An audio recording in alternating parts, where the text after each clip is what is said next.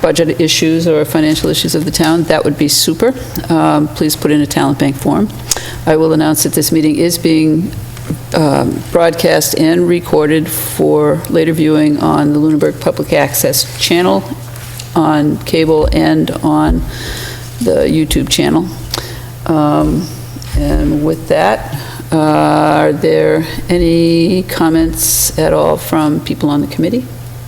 I do have one. This is occasioned from a comment that Michelle made a couple meetings ago regarding whether or not she could weigh in on the minutes.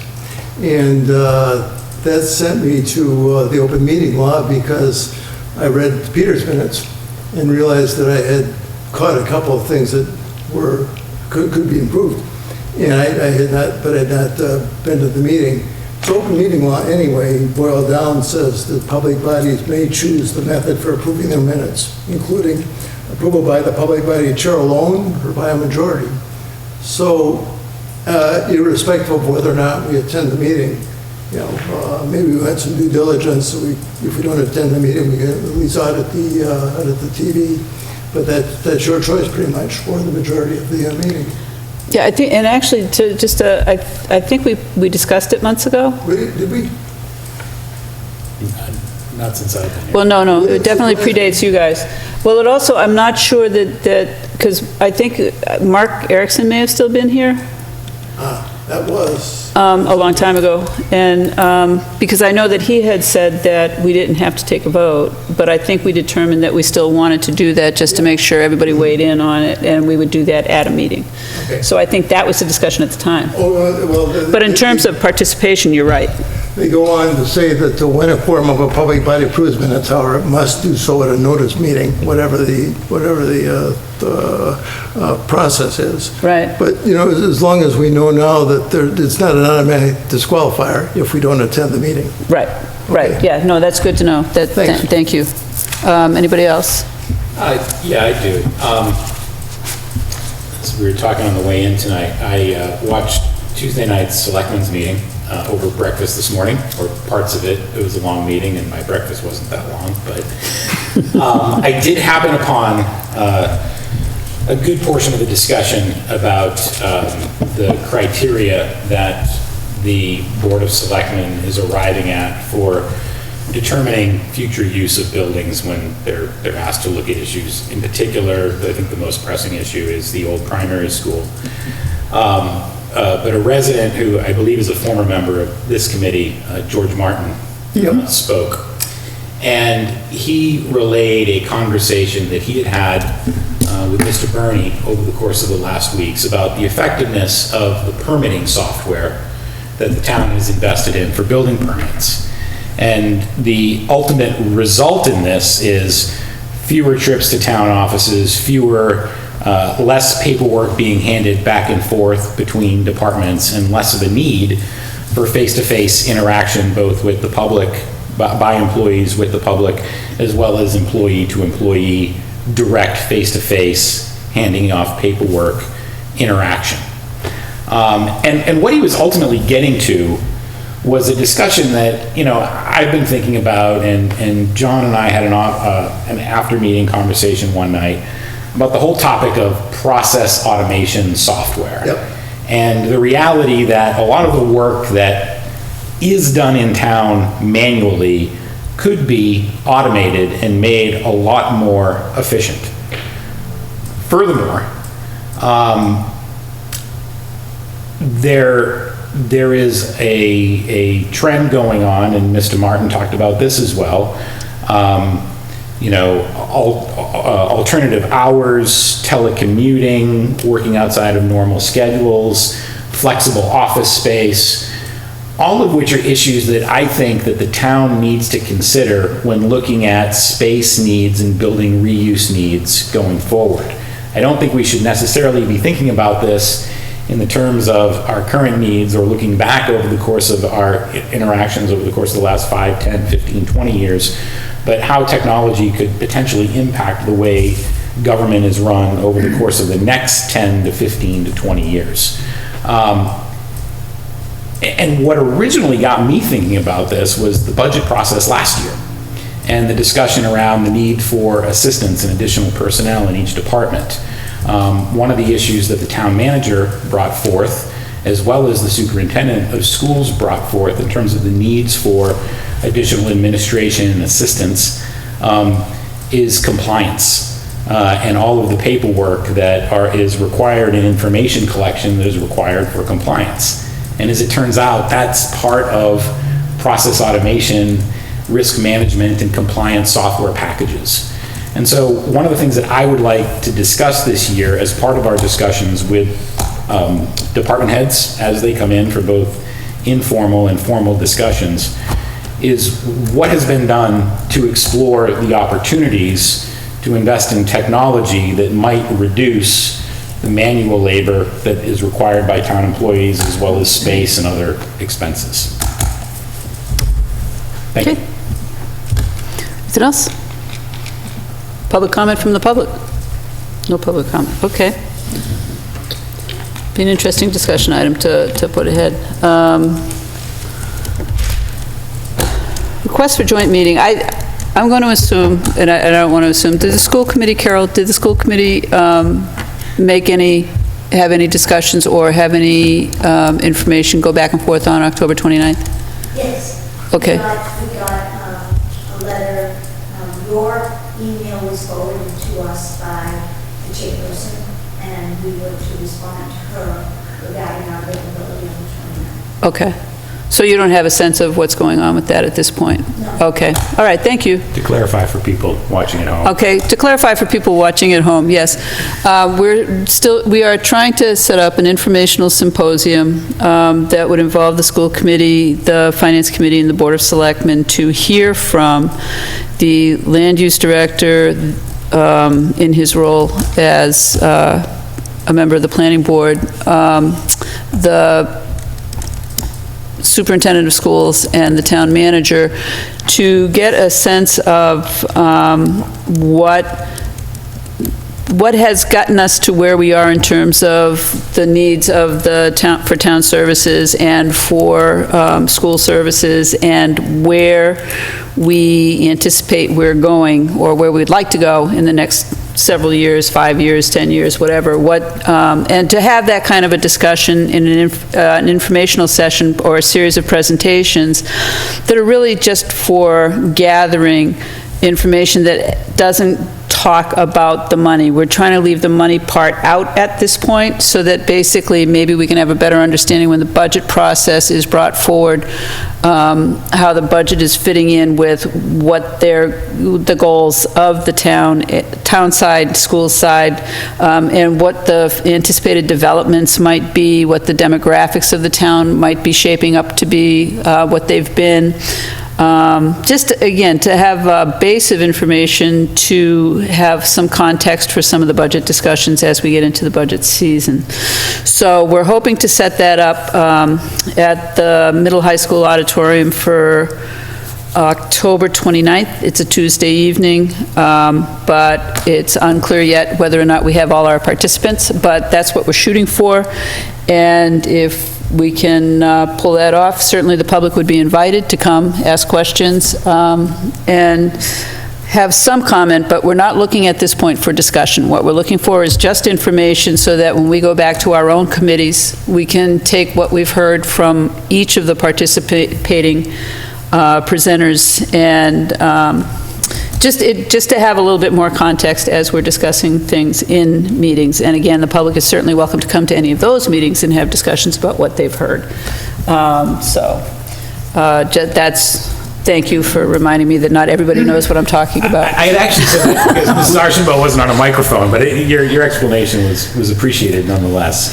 So we have, just for clarification, I think we got commitment on Tuesday night from the Board of Selectmen entirely in their meeting. Right. As well as, I believe, from the town manager. I believe Mr. Burney is committed. Yes, and the superintendent of And the schools. superintendent, so it's a matter of the planning board themselves and the school committee. The school committee. The planning board, at this point, I had not heard back from the chair that they were interested in participating. Okay. So certainly, if the planning board is interested in participating, they're welcome to come, but I had no response at all from that particular group. I'm sure that they're home watching the Finance Committee meeting, and they'll just chime right in. Because I'm sure that they're not meetinged out yet. But anyway, that's where we are with that. In terms of the joint meeting, that would be that. In terms of the fall schedule, part of what, which is the next agenda item, what I wanted to get into was, I also did send an invitation out to department heads. All of them wrote back, very interested.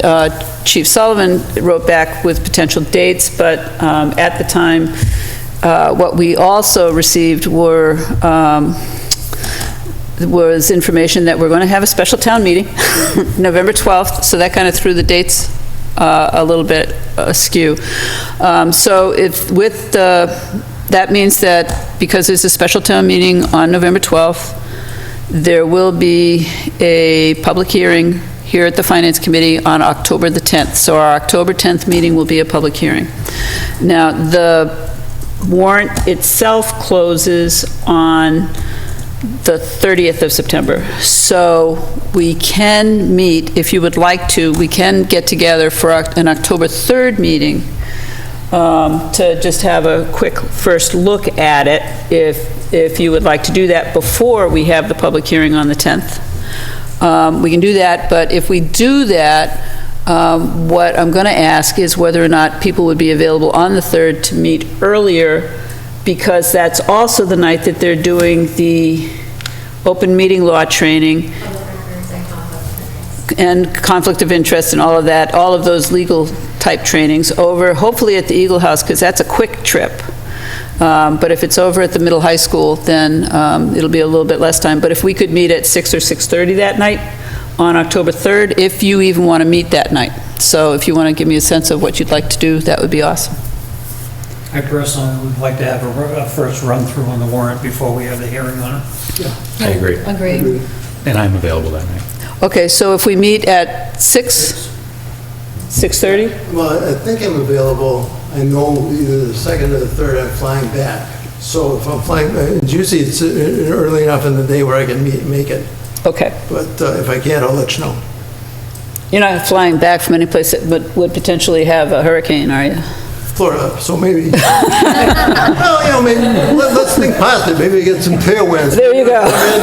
An hour or so early. That could be. All right, so then what I'll do is then, we'll have the meeting on September 26th. I believe that Heather will be prepared at that point to discuss her budget process. And then on October the 3rd, we'll take a shot at the warrant articles, just to get it prepared for the October 10th public hearing. The October 10th public hearing, I would expect that we will hear from a few presentations. I do know that off the top of my head, I did send out the information on the the Land Acquisition Committee's report, so that you have that, and you know that that's going to be coming up as a warrant article. And I believe from the Board of Selectmen agenda, that there will be another potential piece of land discussion. I don't know if that's tied to the special town meeting or not. I just know that on the agenda, there was a discussion about it for executive session, so I don't know what the upshot was. But I'm going to assume, just because I just like to anticipate how long the meeting's going to go, that we have at least a couple of warrant articles. There's probably more. Yes. Oh, there's more. Okay, so we already know there's more. And I'll leave some stuff for the town manager financial officer report, so I won't ask questions out of order. But the rest of the fall schedule is what I guess I should ask at this point.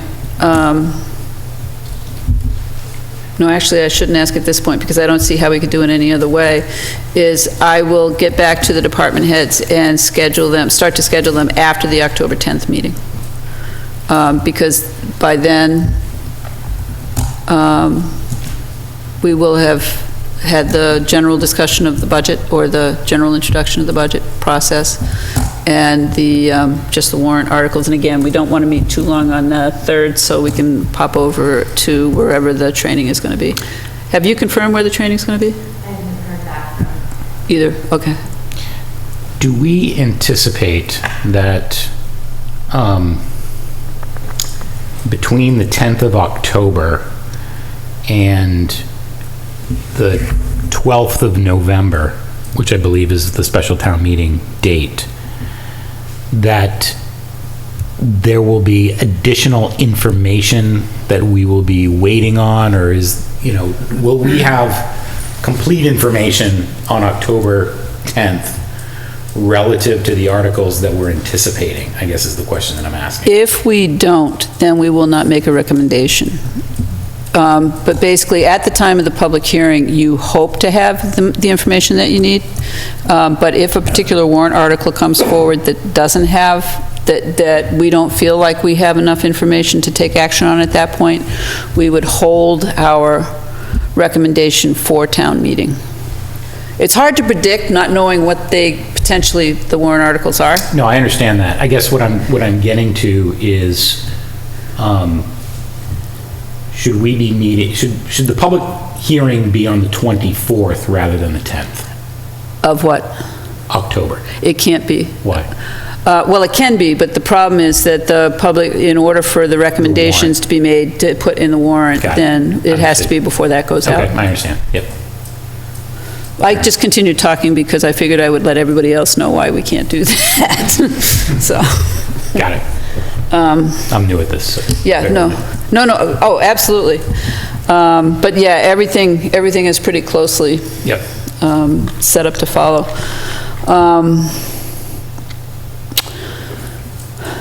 So anyway, so that's basically how I'm seeing the fall go, and then I'll schedule the department heads to come in after that. I don't know, Can I ask one more question? Absolutely, procedurally? yes. So as I've relayed to you, I do not believe that I'm going to be able to attend the meeting on the special town meeting on the 12th of November due to a previous commitment that I have to attend a conference on the West Coast. That being said, given that scenario of voting to recommend or not to recommend certain articles on the 10th, if we were to table an article to vote on at a later date, is it possible to vote on the 24th, or does it have to happen on the 12th at town meeting if it doesn't happen in the public hearing? it could happen on the 24th. Okay. We could make if we tabled it and we felt that the information wasn't there on the 10th, but is there on the 24th, then if the board wanted to do that, then we would do that. Okay. We could do that. And then it just wouldn't make it into the warrant package, that's all. Fair enough, yeah, understood. that's- But it's recorded and, Yeah. okay.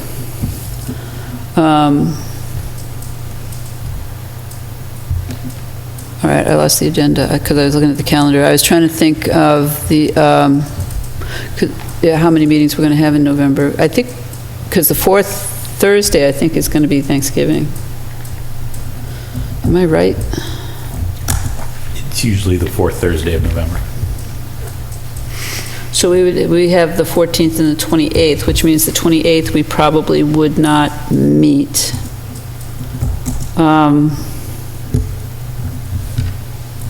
So I guess I would just ask if you want a second meeting in November, or you would just as soon skip it.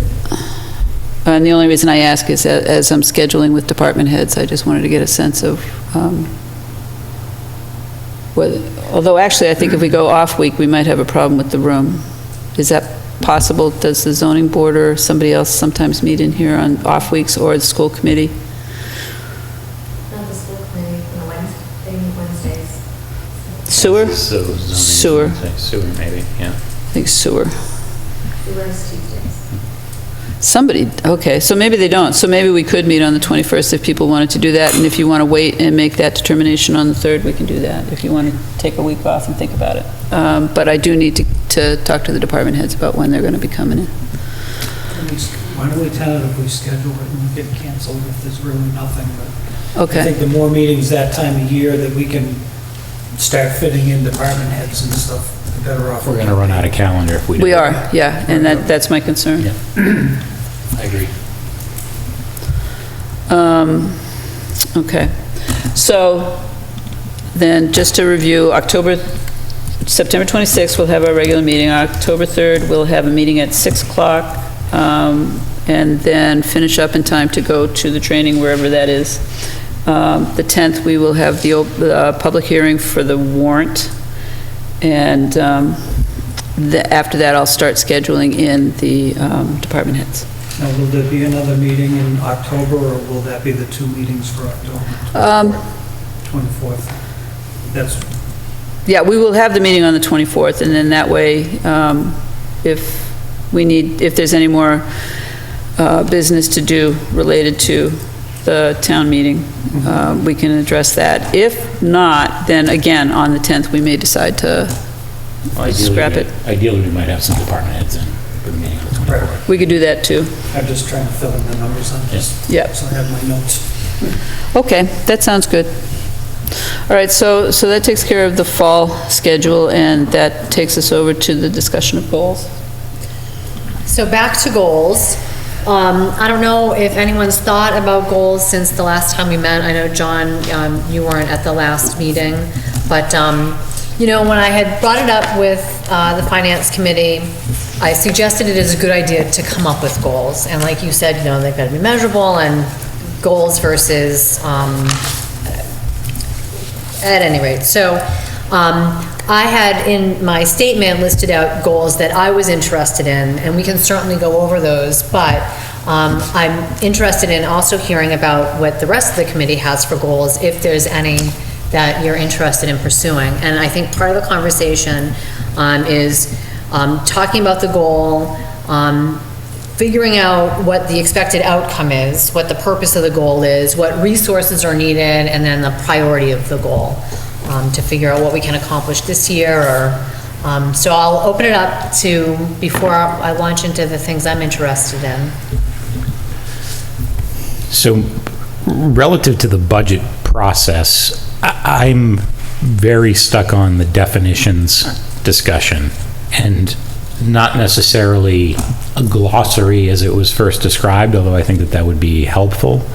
But I really think that we need to arrive at 2 or 3 definitions around what is a level services budget, what is a level funded budget, and what is some hybrid, like, you know, we have to add a primary school teacher because we have to, but because of that, we're flexing services. What do you call that within the confines of some budget structure? And I think that the reason to do that is, once we have that clearly defined, it'll make discussions with the town manager and the department heads and the school committee a lot clearer in terms of what our intentions are or what our needs are, going back and forth as we're figuring this out next year. So in my mind, one sheet of paper that describes these things in a clear, you know, clear language will be very helpful for me, and I think will ultimately help us all in navigating the process. So Heather, I wonder if that type of thing is going to come up in your presentation about the budget process? Will any of that sort of come up in the discussion? Somewhat. I mean, target budget, that's how the approach is that. And does that look at level service and level funded, that sort of? Yeah, it's at level funding, incorporates level funding with some recognized increases. All right. So then that piece will be discussed, and then level service, I think, well, the follow-up, I was going to say, a follow-up question is that, what is the point of the committee that that was brought up? Because you weren't here. Can we invite the? Yeah, can we mic the town manager?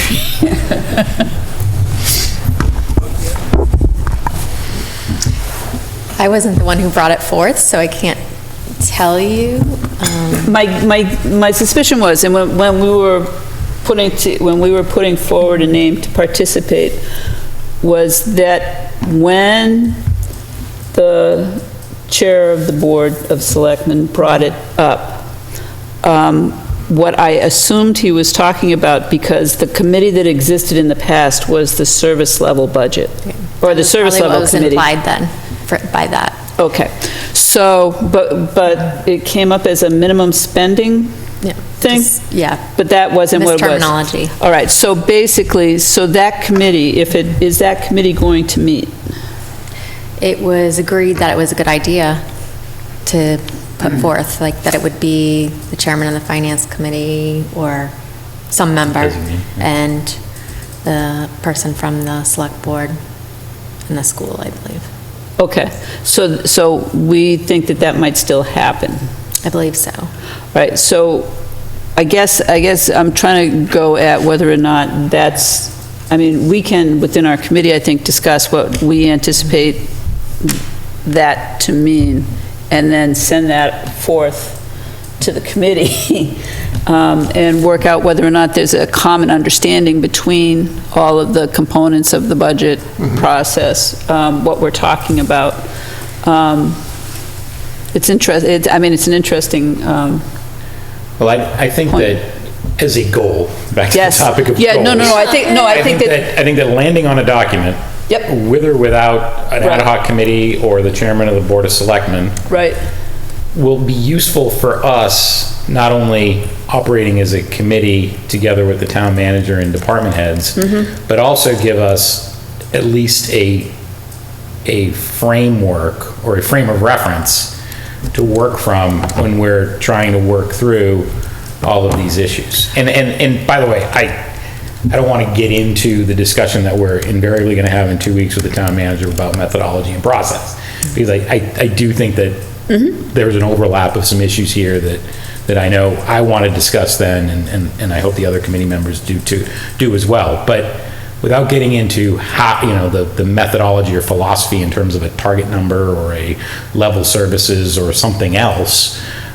we should at least define the terms, so that when we say we believe that the fire department should be operating at level services, but the school department should be operating at level funding, and some other department should be operating someplace else, or they should all be the same, whatever it is, the guidance is clear in terms of what that actually means, and open to as little interpretation as possible. Which means, of course, consistency. I agree with that totally, that if in fact we get a tight definition of what constitutes a level-funded budget, then we know how to evaluate what the requirement is. If these are level, it either meets that definition or it doesn't, and then we can treat it accordingly. right. There may be some mitigating circumstances, but at least we know how to evaluate the budget process. Right. Budget.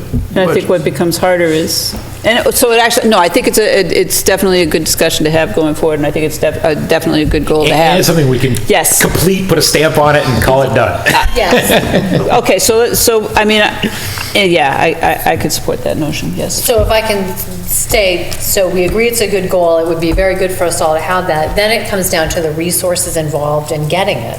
And that's where I think it comes up, having the level services committee, figuring that out, and having Heather figure out level funding and getting those people put together, because it sounds to me right now that it's not well-defined. It isn't, So. in my opinion. Well, it's not, and I think and that's one of the, because certainly one of the tools could be that, one of the reasons why I wanted an informational symposium goes at, level services means so much different to each of the departments. So in terms of consistency, how that's identified would be helpful to know, okay, so, like with the schools, if you have kindergartners, you want this ratio. If you have, so really we're getting at what is it that you want to get done, and then let's look at the resources that might be required to do that. And, like speak about, are we using enough technology in schools? Are we using it, like in a way that's helpful to meet whatever the goals are?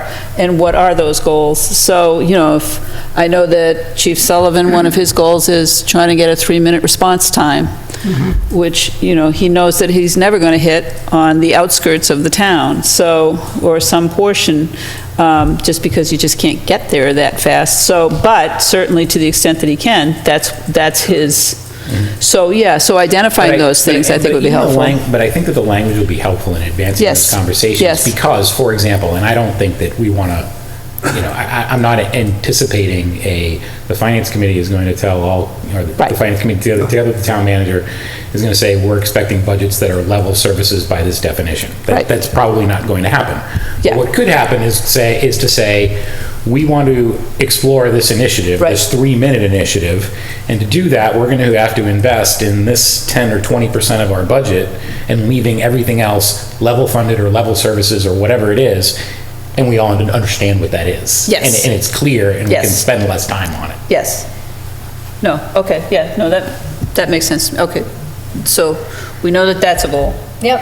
All right, do we have any others that we want to, because I think that would be something that would be great to aim for. So I'd say that's a high priority one as well. I think so, because I think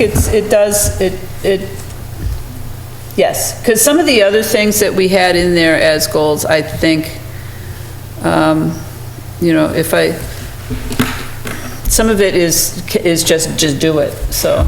Well, if I may, in my auditing the meeting that I missed, I was quite taken by Peter's approach to say, let's be a little more global about the way we construct the budget, look out in the future 5 or so years. Because the decisions we make at any particular fiscal year do have downstream consequences that we don't usually I don't take into full account. So I think that would be a useful second goal, And further, I think that maybe we ought to just limit the number of goals we try for every year to 2 or at most 3. Because if we'll die under the weight of half a dozen goals. So I'd love to explore that issue. I think that you're absolutely right. I think 2 or 3 goals is probably good for a committee with our level of responsibility and our agenda that we have to accomplish over the course of the year. And the kind of time we can really devote to this. Right. I'm wondering what you're thinking of in terms of, from a process or policy standpoint, how would we do that? Would we try to instill some sort of process whereby, as we're looking at expenditures or an entire budget or whatever, that we're asking for guidance from a department head, or we're looking for some sort of formulaic number that achieves some sort of downstream forecast or effect or something?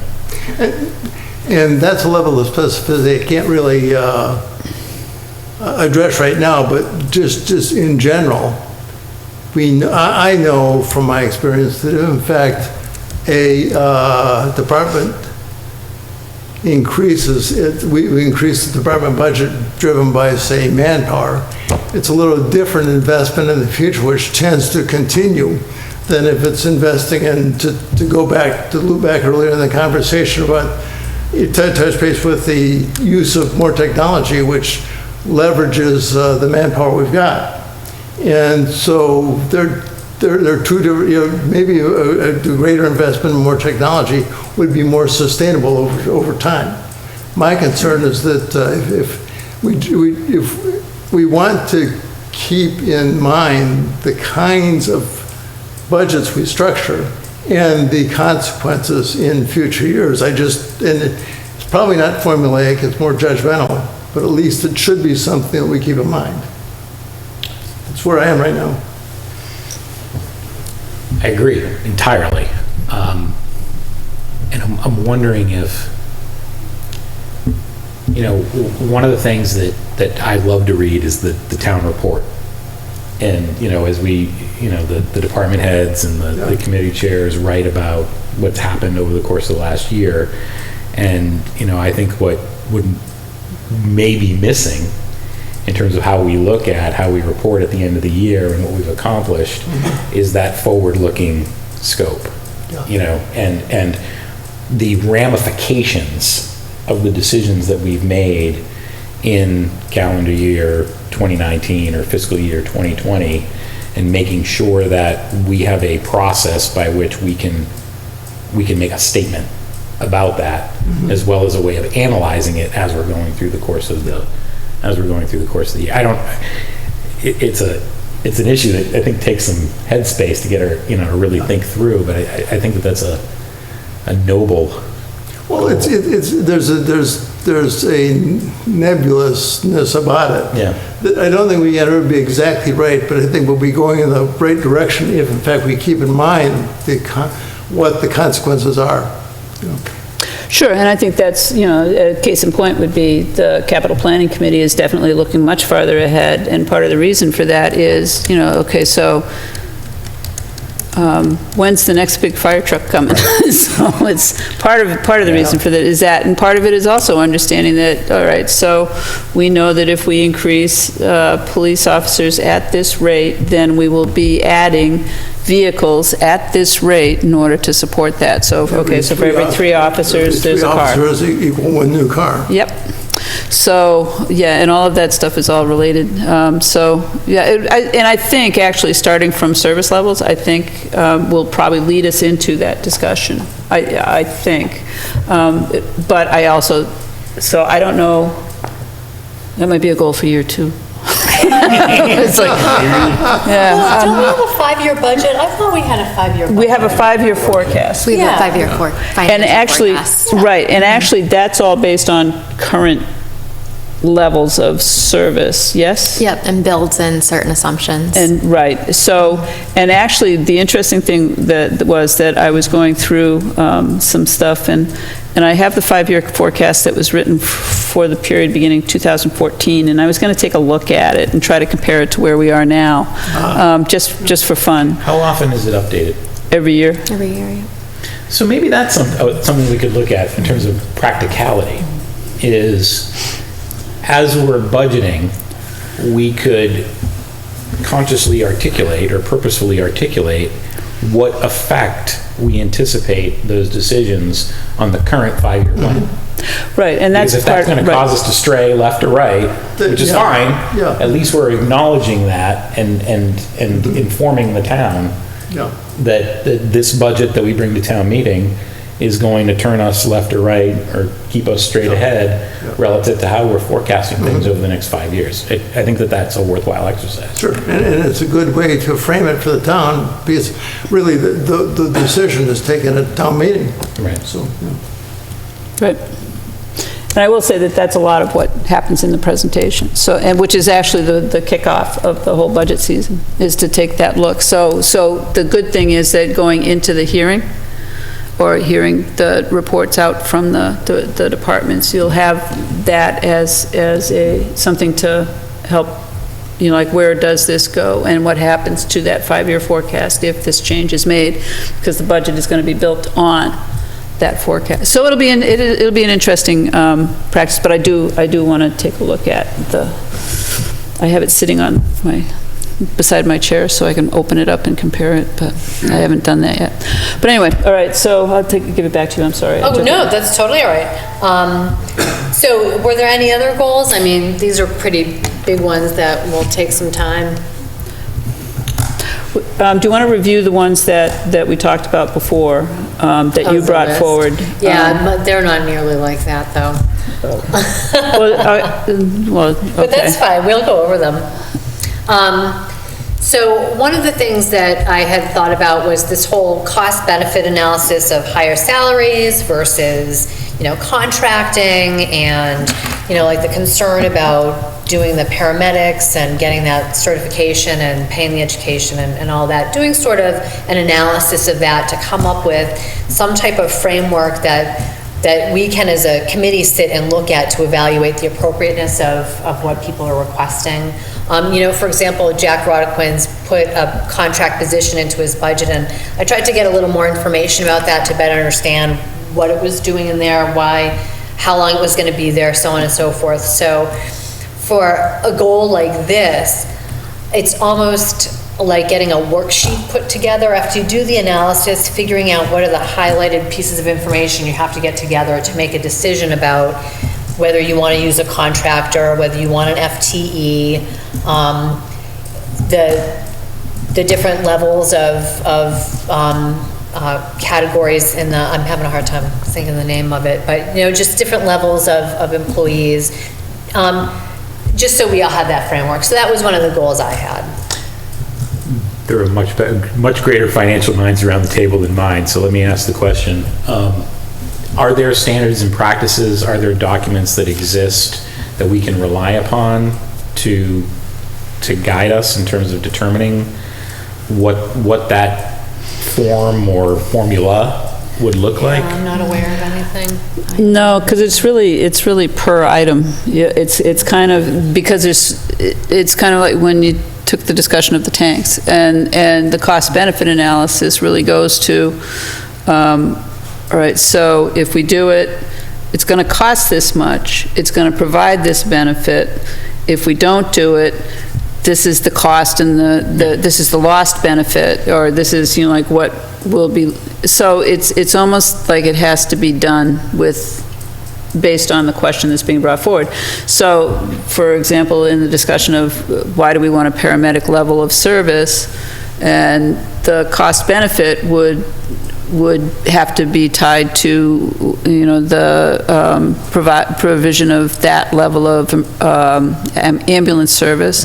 A look at the population that we have and are trying to serve with that, and what the current usage is, and whether or not we're projecting something further down the road. So it's like the cost-benefit analysis is going to be, no, there's no formula. But it could, but like there could be some guidelines around it. I think it's just to explore the whole thing, because to Dave's point, that the gas tank issue, they didn't present us with a cost-benefit analysis at the outset. That was, as far as I recall, I think They got it to was one eventually. after the fact, yes, after the fact. And so, to me, I sort of see that as, maybe people aren't aware of, maybe that should be part of the process. Well, maybe that actually goes to, as the Board of Selectmen did when they came up with the series of questions that they wanted to review anytime they review something, maybe that could be that could lead to a cost-benefit analysis in terms of, all right, so what's it going to cost to do it?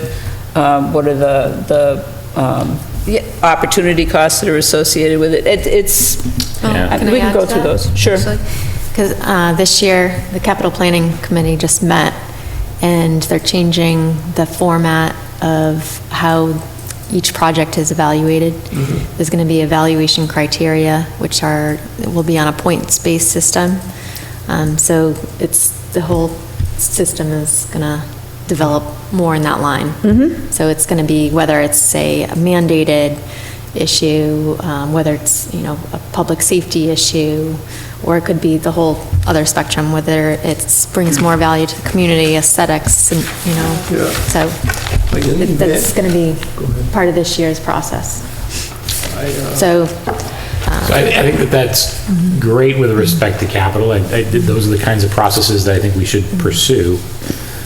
I think you're right. No, the reason why I asked the question was I wasn't sure that you could come up with a single formula or list of questions, but I do think that you may be right, which is there could be a set of guidelines that we establish, right? Where every time we look at a new position or a new program or a new whatever, there's 7 questions that we're going to ask. Like one that immediately comes to mind, and I'm not quite sure how to formulate this, but what are the unanticipated costs associated with this, right? Are we really considering the fully burdened cost of the employee? Are there space needs? Are there transportation needs? Are we going to take on potential additional costs if there's an ADA compliance issue? Or, what are all the unintended costs associated with this, or unanticipated potential costs that we run into over the course of the last 5 or 10 years that we can, kind of learn from our foibles,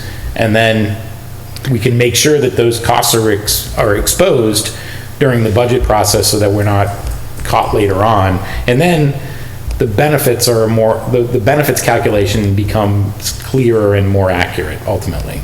Right, and it's really, the benefit falls to the measure of the benefit, and making sure that the benefit is clear and the cost is clear is to the town member who is going to, the town meeting member who's going to be making a vote on that budget. So, yes, so I think that there's, John, I'm sorry. Well, yeah, but first of all, I didn't want to don't want to interrupt you if you, No, I just kept interrupting you, so I'm giving it back to you. I'm sorry. Okay, I got it now.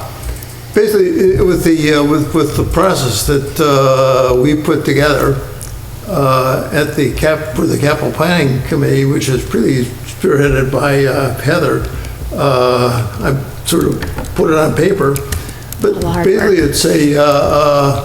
basically it's four different categories: effectiveness of government for the capital plan, effect on operating costs and revenues, and project contribution in the squishy areas like public safety, education, cultural recreation, etc.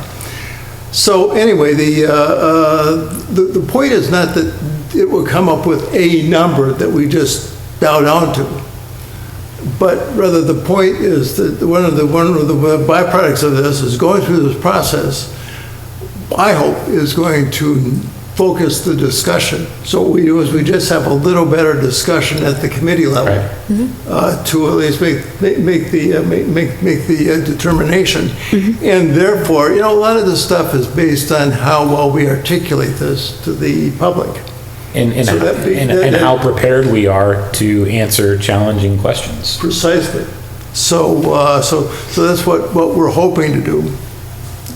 And we're partly on the way. Good. Cool. So that's, do we have a goal? so that's another one. Well, actually, So the goal would be develop guidelines to evaluate new positions. I think that's a good place to start. Yeah. anything else that you have on your hit list that you'd like to prioritize for this year? All right, so that's definitely for this year then, all right. Hang on one second. I don't know, so do I get voted off the chair if we don't hit these goals? I'm not going to put them on the agenda. Oh, that's too funny. There are penalties. If we can come up with a cost Certain benefit number to of that, donuts yeah. have to be consumed during a meeting. But There you not- go. No, you're stuck. Well, one minor goal, and probably this is just a request, to get a list of all the non-municipal funding, so.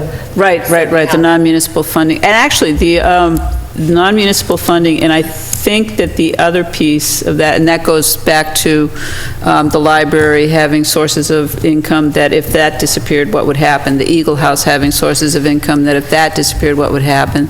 Public access has a source of income, and if that goes away, what would happen? Are these services that we want to, and not that anything's going to happen, not that anything's going to be lost, but just to have it as a, just to have a handle on what are the external sources of revenue that aren't tied to the state and aren't tied to the town.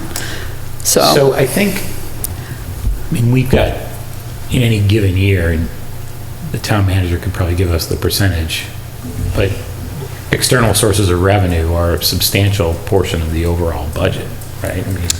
Karen is State probably, aid, it's a pretty big number. Well, that's why I'm right? staying away from state aid. Yeah, it's not Okay. that, it's like the Grant. Friends of the Library gives Oh, about okay, Friends. $30,000 Okay, all right, I a year. misunderstood. Yeah, Okay. no, it's really that type of Nonprofit thing. donations, All right. Right. nonprofit funding. Yeah, Right. all that type of thing. I mean, Okay. even the cable, even public access, I don't know if anyone saw the article, and I haven't read it fully, but their funding's potentially compromised, and By the, so- by the FEC. That's, yeah. FCC. Right. So, but that, in the case of the PAC, that's the overwhelming majority of their funding, is that source. Exactly. So it's a little bit different than But it a needs to be- donation to the library. But it's not revealed. I mean, that's my Right. point, it's not revealed. So we have these discussions in the budget meetings, but there is this funding in the background that's sort of propping things up a little bit.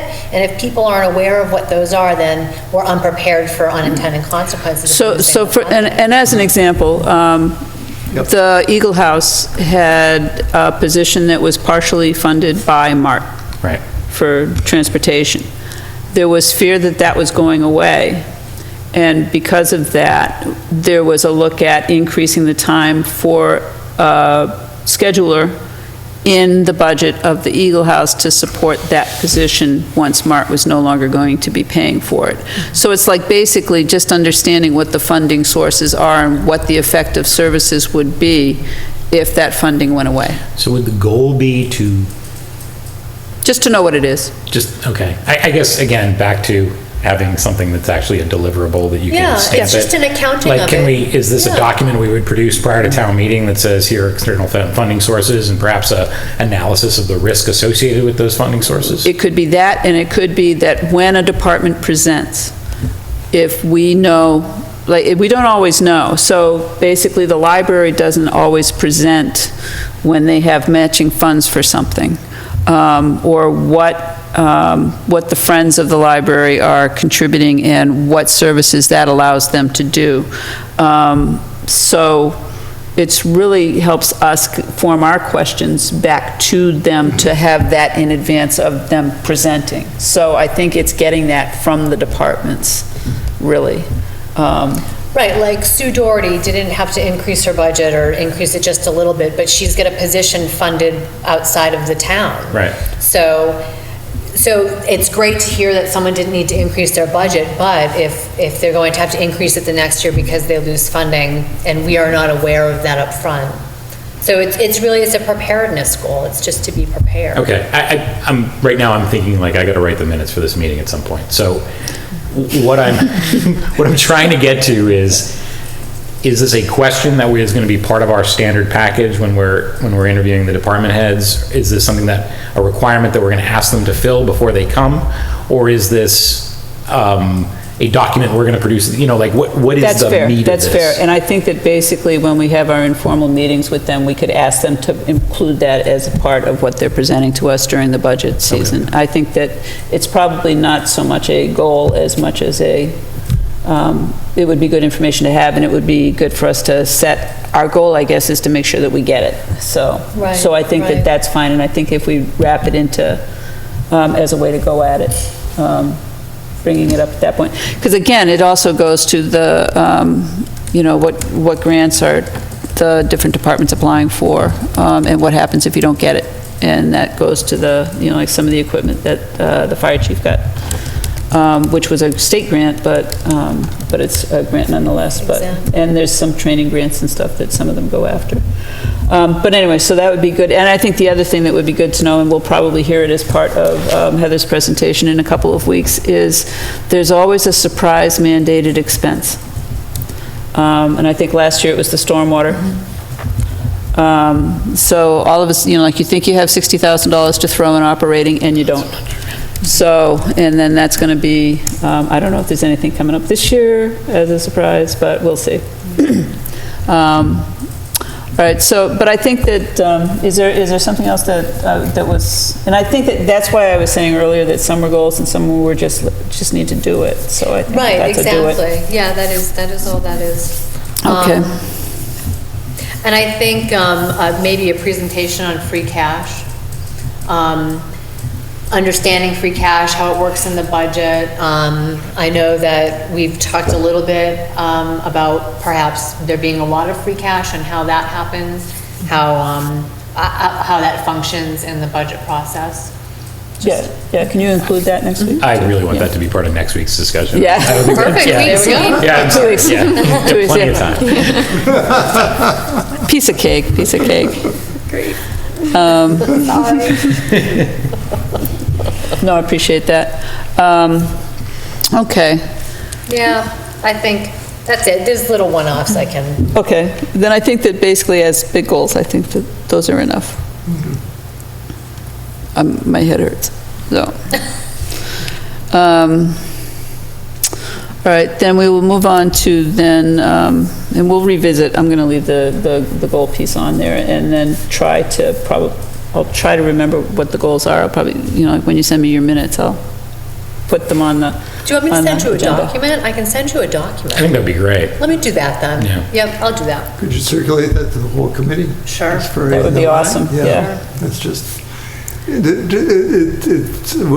gone a little bit further than the 2 or 3 goals, so I want to make sure. Well, we're 3 or 4, I'm that's not okay. complaining, it's just, we've got to keep them in They're mind. not heavy, these are not heavy lifts. Heavy lifting, no, but, I just want to make sure that they're in mind.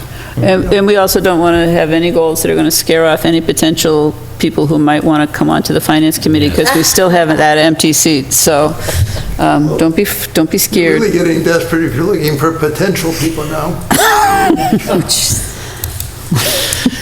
You need a new member. Ooh, okay. Boy, that took me a long time. Okay, committee reports.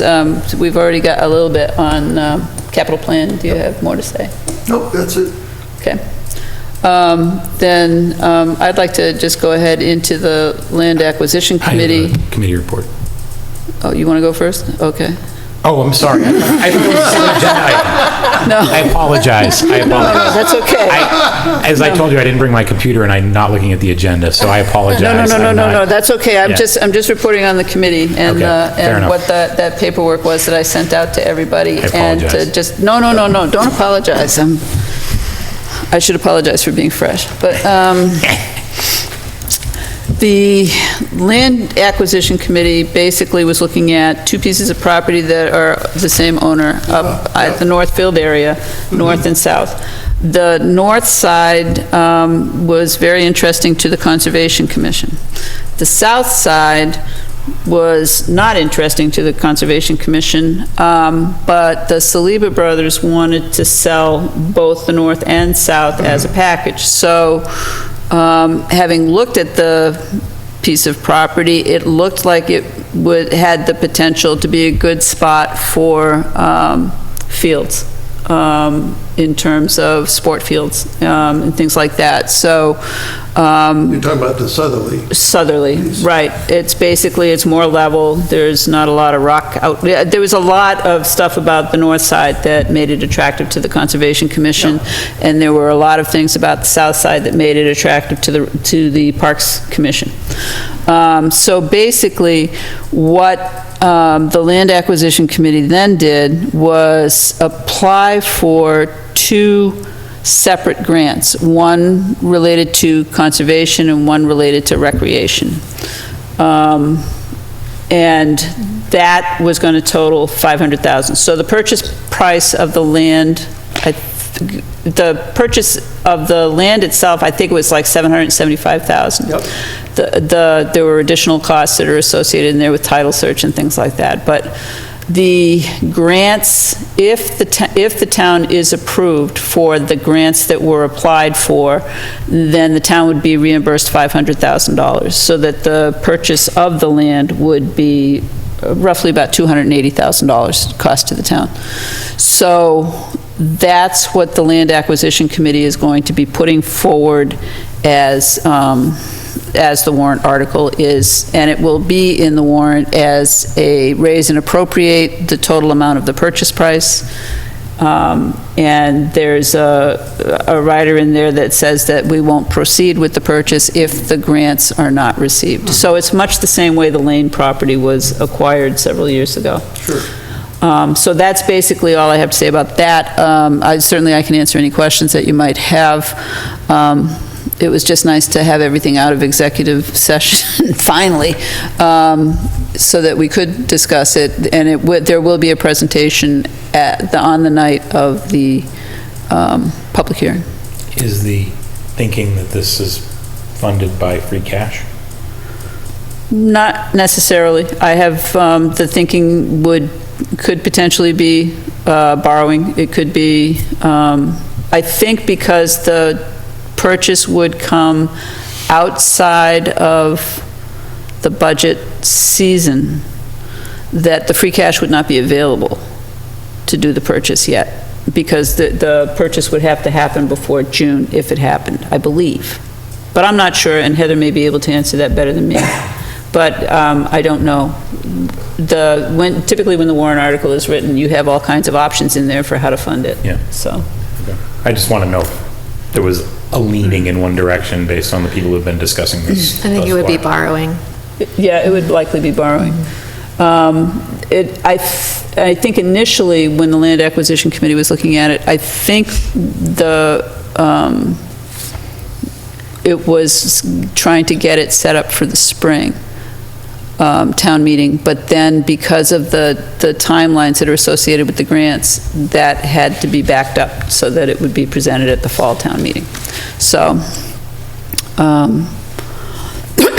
again, that's going to be one of those things that will, I'm sure, be discussed. I mean, Heather certainly didn't get the warrant article until last night, Or this morning. This morning, right, because we met last night was the Land Acquisition Committee meeting. If that's voted on in the November special town meeting, what budget year does that money sit in as it's raise and appropriate, so it's gotta be, Yeah, we wouldn't be able to raise and appropriate it. Right, it would have to be borrowing. it'd have to be Yeah, borrowed? have to be borrowing.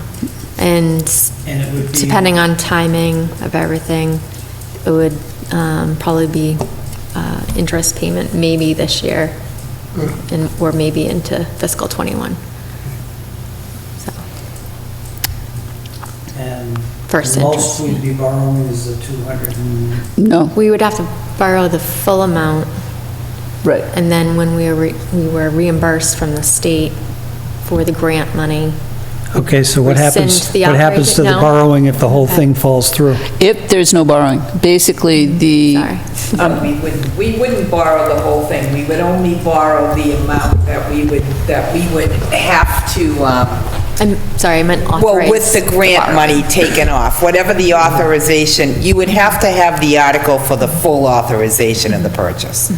But you would only borrow the difference between the grant money that you're receiving and that authorization. Assuming that the money lands in the same fiscal year that the authorization from town meeting. Well, no, because what would happen is you would have a borrowing authorization for the full amount of the article, for the full purchase price. Okay.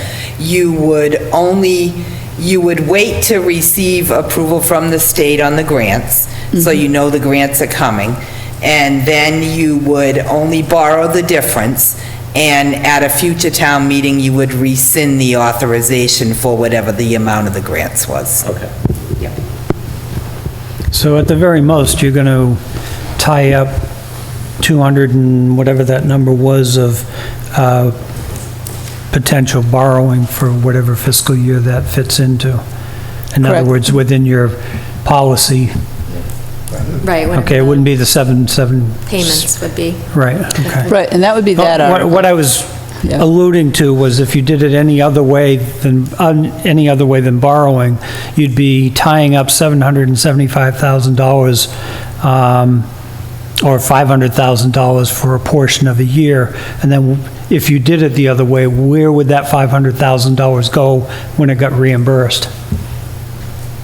It's not, Yeah, it's there's not. no intent to go Right. that way, but I'm Right. just asking, what would happen in that scenario to that $500,000? Would it flow to free cash and have to be reappropriated, or, do you understand? If it was borrowed, you just If you wouldn't. No, no, no, I'm saying borrowed if you. the full amount and then the No, town took out I'm saying drop the idea of borrowing, not that we're going to do that, but if you were to raise and appropriate it, which you would have, you wouldn't be able to do that in the fiscal year, though, because it's already set. Okay, Right. never mind. Okay. I was just starting to follow it. Yeah, I was just concerned that there was going to be up to $775,000 tied up Right. and committed to that purchase, and then only $225,000 is going to be needed. How does the other $500,000 flush out at the end? But And then basically, there was some discussion at the Land Acquisition Committee about whether or not at some point the town would want to consider having a, I don't know if they really wanted a standing committee of some sort that would, that had the departments represented. And maybe this goes back to whether or not there would ever be regular meetings of department heads, so that there's no such thing as a surprise right of first refusal. Because I know that somebody from the planning board was saying, yes, we knew for 2 years that this was coming, but then by the time the board, no, not this particular thing, but, you know, like there was some right of first refusal that by the time it made it to the Board of Selectmen, it was like, okay, we have 120 days. But it was like, well, no, we knew about that 2 years ago. We were discussing it at this meeting. So some way to stay on top of those, you know, like things coming that up. came out of open space in their discussions, and there was some desire, I thought, in the discussions that they had in an open meeting, that they continue as an ad hoc committee for that purpose, to be keeping an eye out for these properties, identify these properties, and you know, keep an eye on them so that the rest of the town departments got the heads up And that as may- early as possible. Right, and that may be what will happen, because the planning, oh, we're going to have to stop meeting now because it's dead. The planning board member was a new member, and actually, he was the one that had brought that up, so it's very possible that he is now on the Open Space Committee, so that he may discover that that's a good place for that. Which actually, I should go back to you, I don't know if you ever read the Open Space Committee's plan. What's that? Is it just called the Open Space Plan?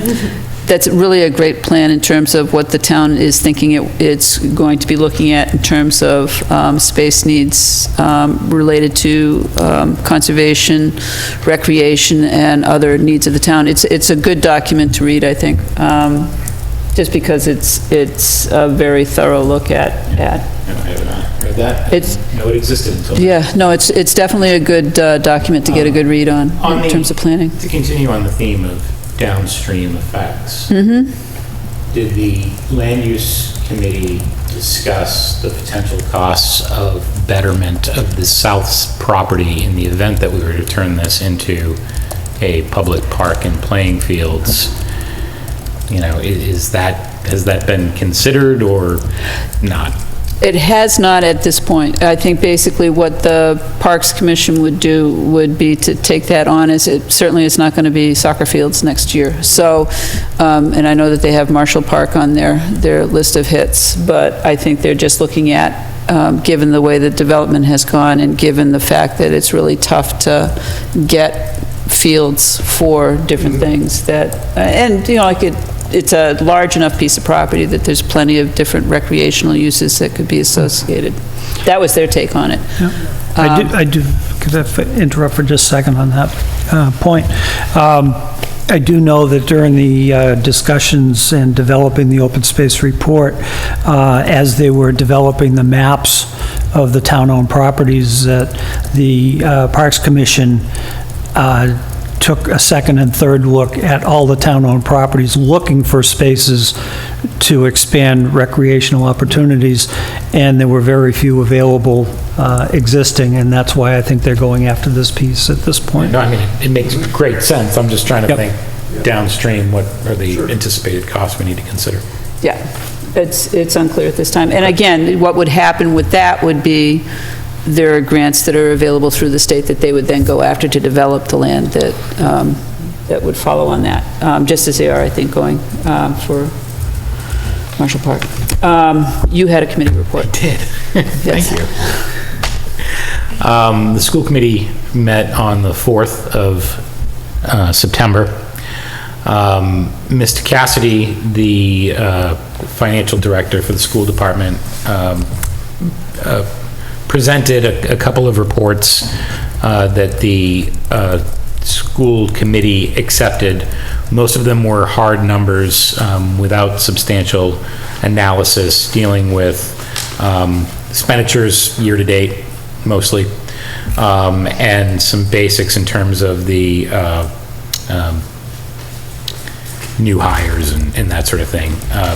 At their next meeting, next Wednesday, he will do a full report on financial update and effects of hirings and resignations and retirements and that sort of thing. So we're expecting that within the month. There was also an interesting report that came out of the meeting about school choice, and this was a follow-up to a conversation that spurred out of the workshop meeting that they had 2 weeks prior.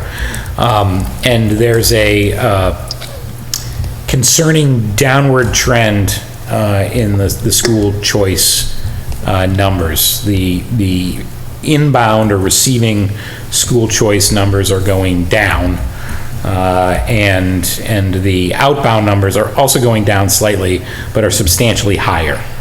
So for example, for FY19, which is the most recent fiscal year that they've reported, we had receiving, and these are they all have decimals attached to them, and I don't know if it's partial years or what, but 31.9 receiving and 85.3 sending. And so for each one of those numbers, it's roughly $5,000, which is the state cap for school choice going in one direction or the other.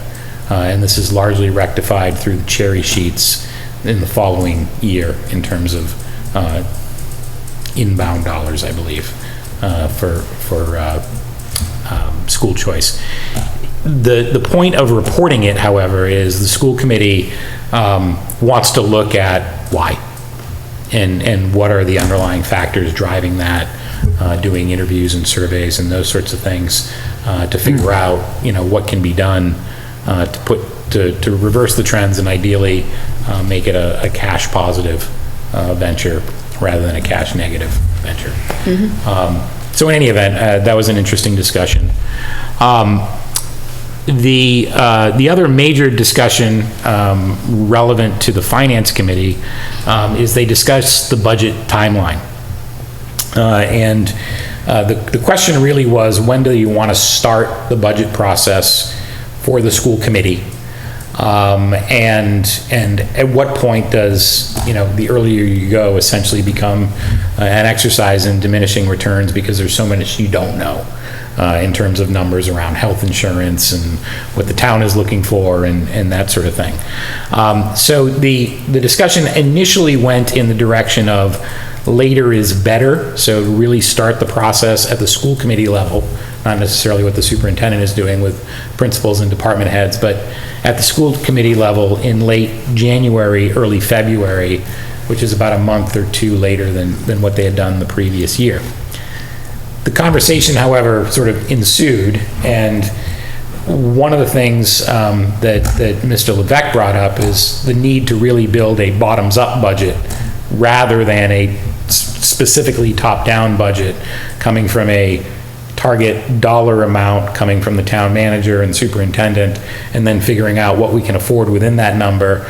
Let's go through the effort of building a bottoms-up needs-based budget first, and then rectifying that with whatever the target number is and figuring out how we eventually get to a number that is amenable for the town.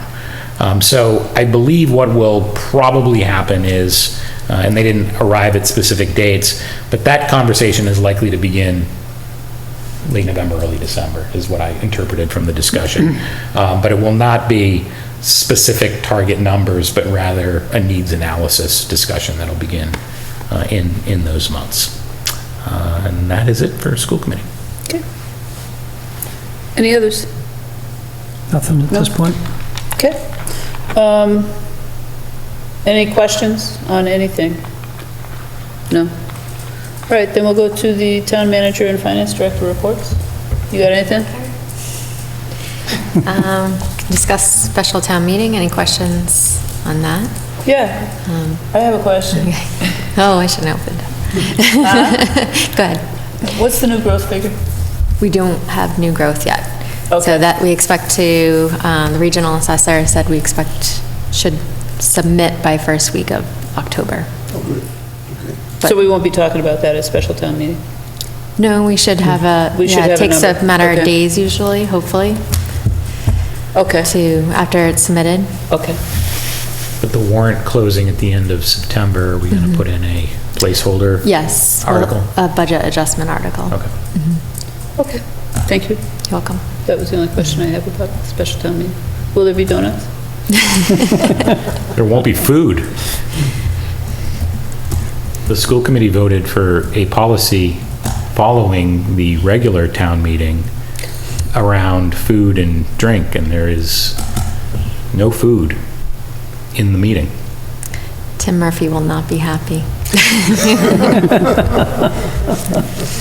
Maybe we could That's it. go back in the school committee, I don't know. But Maybe we'll put an Article 1, There'll be a citizen's petition. there shall be food. Immediately. Okay, no, I haven't, no, I don't. Are you aware of articles that might be appearing on the warrant? There will be a placeholder for the police collective bargaining agreement. Okay. In the event that's all wrapped up by then, that's the expectation, is to fund the first year. and that would be a transfer from the salary reserve account, which is Okay. already an existing appropriation. Okay, and just to clarify, we only ever vote the first year.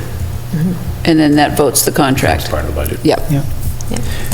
Do we ever get the actual numbers and/or the total, all the information of what's agreed to before we vote that?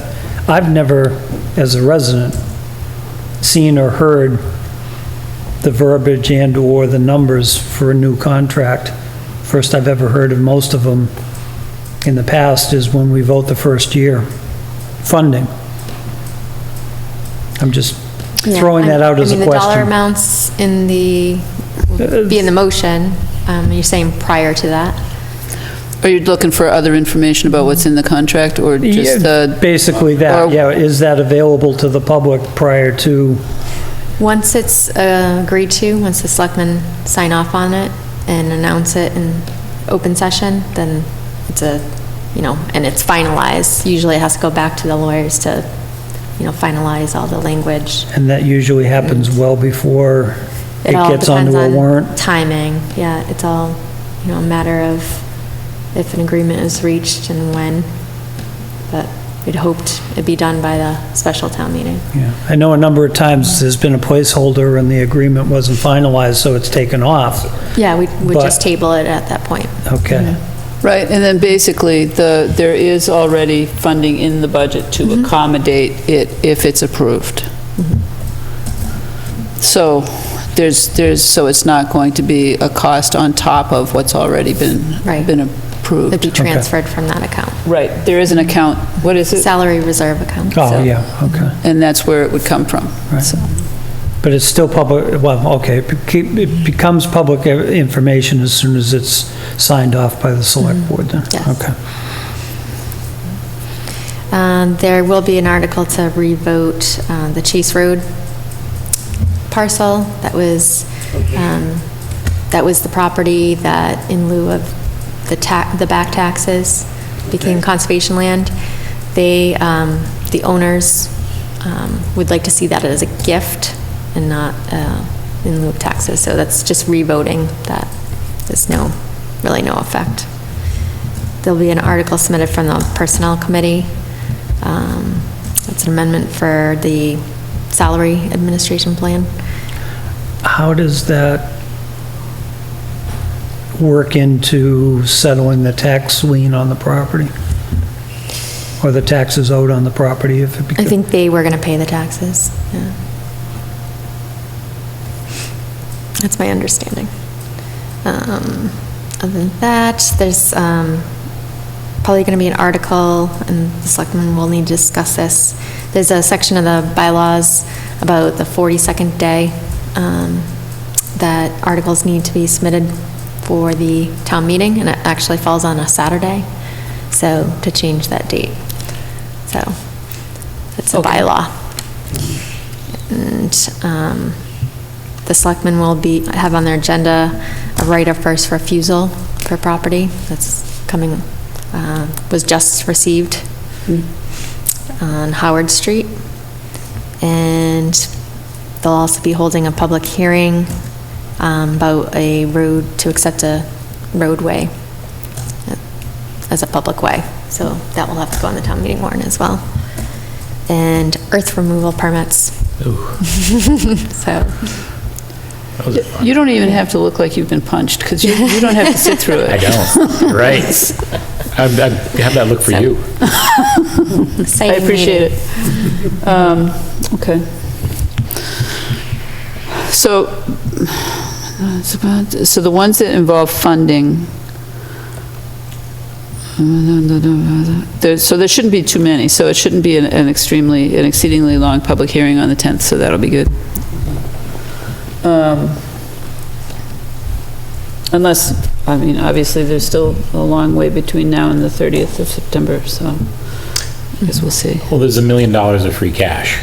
That's not touchable yet. that hasn't been That's not certified. available, right? Yeah. It's not certified until, it won't be available to do anything with until the annual town meeting, Okay. which is how it becomes part of the next year's budget for Not capital. necessarily. I mean, it'll be certified before the special town meeting. Oh, really? It should be certified before the special town meeting, so once it's certified, it's available for appropriation in all of this fiscal year. So it would be an available. Oh, okay, so, yeah, usually it's not ready. So Okay. why, But we New growth usually, is- new growth is what we usually, under the budget adjustment article, Right. change our appropriations and free cash, because we have a prioritized list of what we use free cash on. Capital planning is one of the top priorities.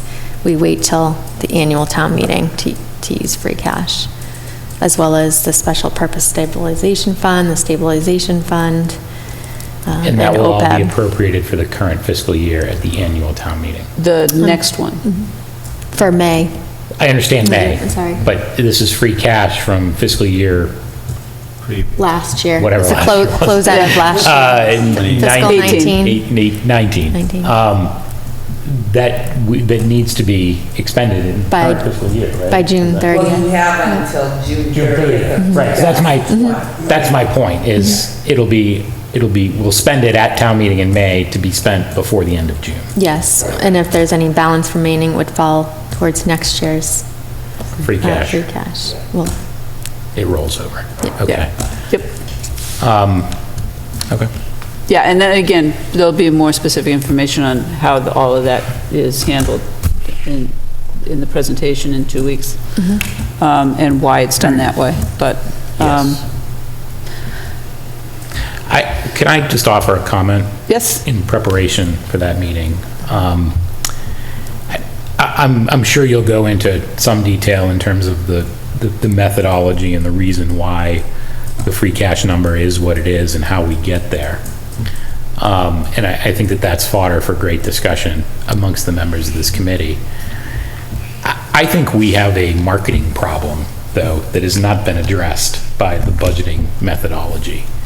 And the marketing problem is when you have a headline in the newspaper that says that the town of Lunenburg has $1 million surplus. In my mind, well, then why are we cutting supplies in the school department when we're operating with $1 million surplus? And for your average newspaper reader at home, casual attendee at town meeting, I think there's a lot lost there in translation. And so if we're ever at a point where we decide that we need to go back and ask for more money from the town, if I were a casual observer, my first question would be, well, what about the $1 million surplus you had last year? And I think that that's something that we need to think about as a committee and as a town in terms of what we're doing here and how we're communicating it. And I think we're falling way short right now on that topic. okay. That's fair. I think part of that marketing will clearly need to get the citizens to understand that we do not fund our capital within our budget. So our capital is funded by this so-called Well, but we leftover do. money. We do. Well, and this is actually part of the discussion we'll probably go to, the way that it used to be handled was... And I don't want to get too far. No, I know. But the way that it used to be handled, because this was an adjustment for me, was that the capital purchases would be made, some of the vote would happen in the fall, and the spending would happen in the fall, and then it wasn't part of the planning process for the next year. And then it changed so that there was more available for capital, as I recall. Anyway, it was like, basically, it was just a change in the way that the budgeting happened, so that you will have the large number, but it will rarely be as large as it is. And basically, part of the reason why I don't know, we'll just save it for 2 weeks when Heather's awake and she's presenting it, because I'm just going to get it all But for convoluted. purposes of clarity. Yes. Last year, what was the free cash number? 1.5. Okay, and we spent, as I recall, 1.6 or 1.7 on capital last year. Yes. Okay, so we did spend regular budget dollars. Oh, yes, no, there are regular budget dollars, yes. Recurring revenue on capital. And we typically use it, yeah. Yeah, and I think basically the move was made to use the free cash as part of building up the capital to expand the funds that were available for the operating budget. Because prior to, And our reserves. right, Building our and reserves. building up the Yeah, I reserves. understand the policy issues around that. But I want to say that it used to be, though, that the capital plan was like $500,000 when I first got on the committee, and there was a lot of borrowing going on, Yeah. And a lot of borrowing. deferred maintenance. and a lot of deferred maintenance. Yeah, deferred maintenance as a consequence of the fact that we didn't really keep up with the capital demands, and we had a backlog, we have a backlog of capital needs. But the key to that comment that you made about what was used for funding above and beyond free cash was, and I believe John said, non-recurring revenue. Right. And that's something that, is very important to understand, Yeah. that you can't hire somebody that you expect to be on the payroll for the next 20 years with non-recurring revenues. It's very risky. Right, and part of the reason, and again, it'll go through the But if whole, you're artificially inflating your non-recurring revenues, then theoretically you could. If If that's- you're spending your capacity in the previous year, then you would not have the non-recurring revenue and you could fund the position. I mean, I understand this is a very Yeah. circuitous argument, but my point is, what that ultimately results in, I think, is probably a great deal of confusion. Absolutely. On the part of the public. Right, And right, I think that we've got to think about that. yes, Yeah. As we look, how we move forward. yeah, I don't disagree. I think that, yeah, getting the information out is, and understanding that particular process is very important. And I don't have my agenda anymore because my computer died. So I don't know what's next. This meeting has gone off course. Let's see, town manager, public comment. Well, we had Peters. Do we have any public comment from the public? Any public comment from the committee? Just like to make a personal comment. I read the notification that was circulated on Facebook this morning that Jan Carrier has passed. Jan was a great person, gave her all to this town in many different ways over the years, and was personally one of my go-to people for historical information in this town. She knew who lived where, when. She knew things like the brook that is now underground that runs through the school property, with being in conservation, she had all that knowledge. Great loss to the town of Lunenburg, and I send the condolences to her family. A ubiquitous face at all town events and Oh, most functions. definitely. and Everything, she was there, so she'll be missed. Okay. Just real quick. Yes? On the 27th, there's the Massachusetts Municipal Association Legislation Breakfast, where they talk about highlights that they're prioritizing for legislative matters. I will be attending. It's 8 to 10 at Fitchburg State, if anyone wants to come. Sounds like a blast. All right, and then on... When is it again? Sorry. Michelle. It's the 27th, 8 to 10 at Fitchburg State. Okay, great. And then next week on the 19th is the, what is it? The Volunteer volunteer. appreciation. Appreciation, Oh, yeah. reception. What were they calling it? The Board of Selectmen's prom? Ball, the selectmen's ball. All right, Black tie event. black tie event, okay, so, and that's over at the Eagle House?